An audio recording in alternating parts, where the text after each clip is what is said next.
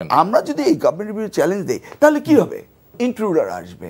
আমরা কি দেখতে পাচ্ছি না ভারতে বসে হুঙ্কার দিচ্ছে? আমরা দেখতে পাচ্ছি না তাদের প্রিভিলেজ দিচ্ছে?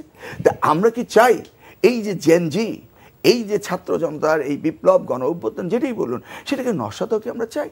জামাত কি চায়? নিশ্চয়ই চায় না। বিএনপি চায়। আমরা যারা রয়েছে আগামী বাংলাদেশকে সাথে আমরা কেউ চাই না। এই জায়গায় আমি জানি না ডিফেক্টও কোনো গভর্নমেন্ট রয়েছে কিনা, তারা ডিপ স্টেটের কোনো কিছু রয়েছে কিনা। সেই জন্যই আমাদেরকে খুব সংযতভাবে চিন্তা ভাবনা করে কথা বলতে হবে এবং আমাদের সকলেরই দাবি হচ্ছে নির্বাচন। এখন এই নির্বাচনে যে জামাত সংখ্যা গরিষ্ঠতা পাবে না, how do you know? You don't know. Jamaat তো সেই অপেক্ষাও থাকতে পারে যে আমরাও সরকার গঠন করতে পারি। তাহলে বিএনপিকে টার্গেট করেই বিএনপি সরকার গঠন করবে, ঠেকাও বিএনপি, এই ধরনের হতে পারে না। আর আমরা কি করব এটা ক্লিয়ারলি আমরা 23 সালে আওয়ামী ফ্যাসিস্ট সরকারের সময় আমরা 31 দফারে বলে দিয়েছি। অতএব আমাদের ইন্টেনশন, জামাত আমরা সাফারার, সকলেই সাফারার, এই দেশে বাংলাদেশের সকলেই সাফারার।